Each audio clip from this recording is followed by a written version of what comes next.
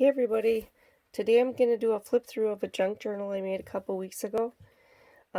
Subject is the women's suffrage movement, as we are coming up to our 100th anniversary for the women's right to vote. I did a cloth cover. Let's see, with this I used the printer. It's on cloth, so that was the first time I ever done something like that, and it turned out good. Did some stitching around it. I think it's 6.5 by 8.5 roughly. Soft cover, hollow back binding.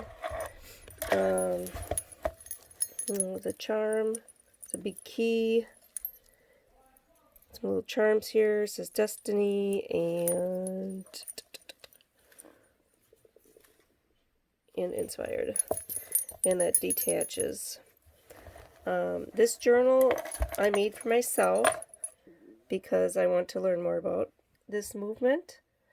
So yeah, you'll see as I go through it. So I'll go through the first part here. It's the inside cover. There is an antique handkerchief. Everything's coffee dyed. Pretty much everything's coffee dyed. There's a pull out here. A little banner clip.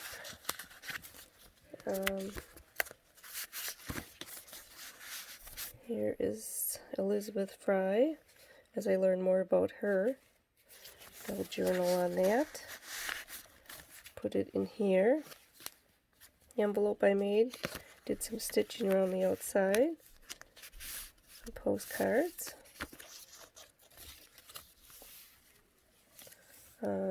Lucretia Mott. There's space here. She started as part of the abolitionist movement, and the abolitionist movement progressed into the women's movement. She fought for that. She was also a Quaker. A lot of the women in this movement are Quakers. This is Elizabeth Cady Stanton. She was probably the most famous of in the women's movement. Just gonna pull this out. Envelope I made. It's a wax seal. One of Elizabeth Cady Stanton's speech. She wrote many of the speeches. She had 5 children, so she couldn't attend all of them. So she had her friend Susan B. Anthony give the speeches, a lot of her speeches that she wrote, and they were good friends for pretty much all their life. This is a book she wrote, Woman's Bible. These tabs get inspired by Mrs. Coggs. Film strip thingy I made. I'll pull out information. References. These are all references for myself. So I'm learning. This is Elizabeth Cady Stanton later in life. Some stitching I did around there. Newspaper called The Revolution that Susan B. Anthony and Elizabeth Cady Stanton formed to get the word out. So I used different paper, and then that's them together. They're like best buddies. The paper I should mention too. It's eco-dyed paper from Lorna Taylor's kit, and I did use some of Mrs. Coggs' pictures. It was called the Women's Suffrage kit by Mrs. Coggs. Some more information. So that's for myself. And I did a little pull out here. Lucy Stone. During the war, she was considered a moderate.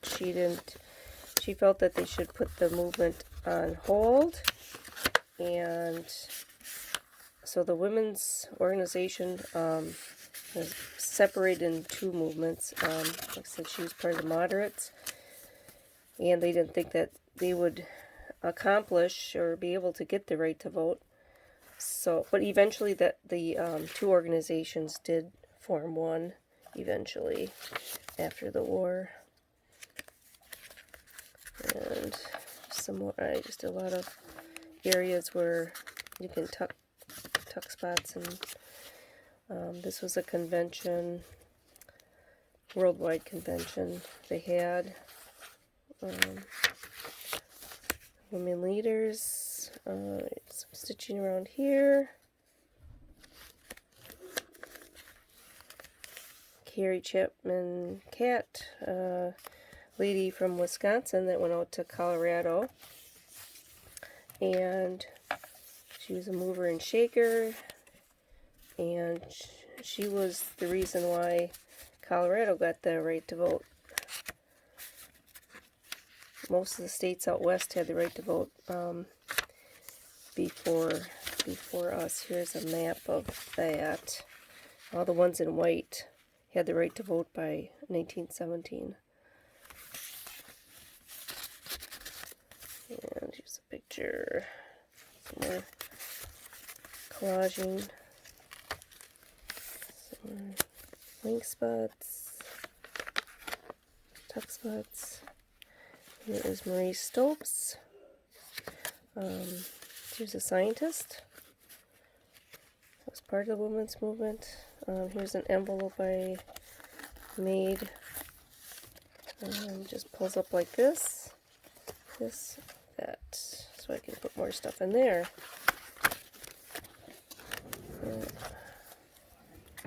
Tried some different stitching here. These are actually leaves, and some graph paper and music paper. There's some stitching I did. Some more cards come out. This is the end of the first signature. It's just a booklet that has empty space. Tuck back in there. And then just more information. Here is Emmeline Pinker. She's from the UK.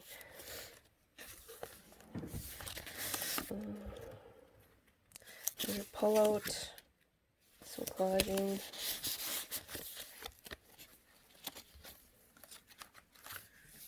And here is Jane Addams. She was the founder of the Hull House in Chicago. Social reformer and part of the women's movement as well.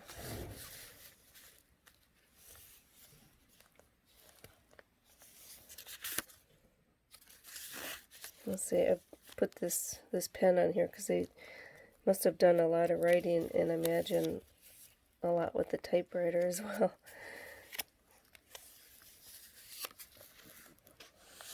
Some more collaging, some vellum paper. That's from Mrs. Cogg's kit. There's that as well. So tuck spot. I did a lot of sewing in this one. This is a copy of a poster that they would have had up for people to attend their meeting. This was a copy of a little magazine that they had too. It's called the Suffragette. Okay, on this page, some postcards, more tuck spots, picture. This is Holt. And just did some stitching on the edge there with the maroon ribbon. Here's a little pull out. More journaling space. Did some stitching along there.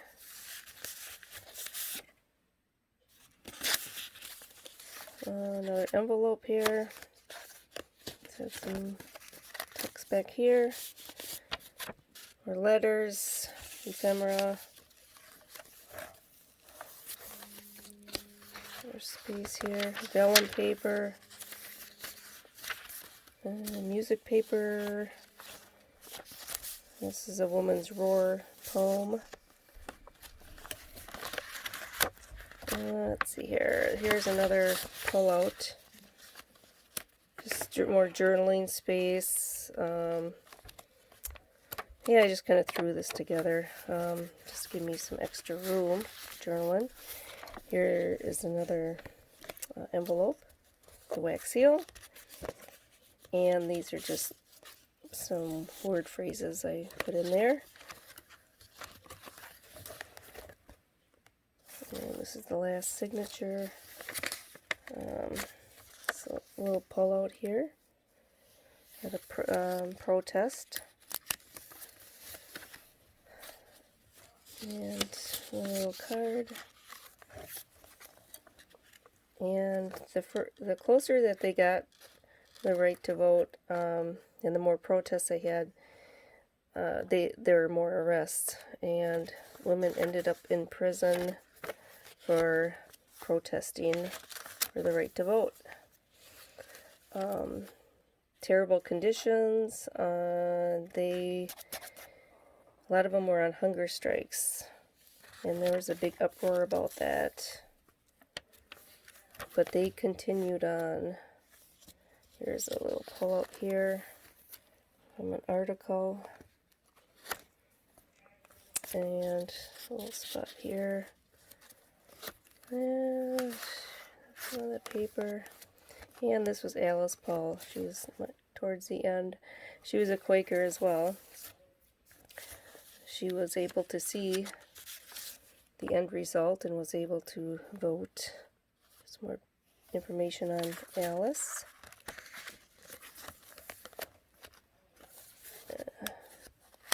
Some more spots here.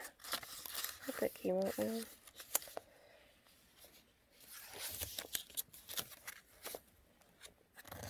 Jane Addams and Elizabeth Burke together. Some more postcards. Picture.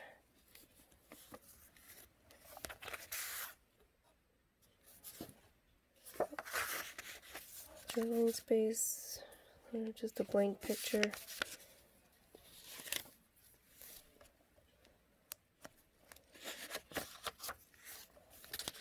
Another one of those little film strips. That's ephemera.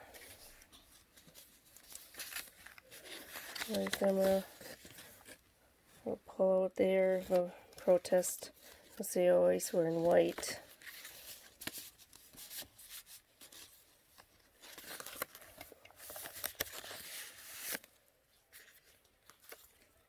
Images.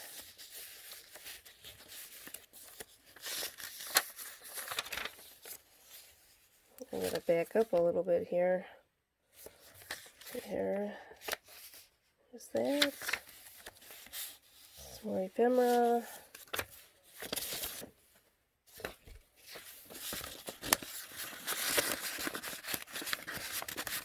And 19 for the 19th Amendment.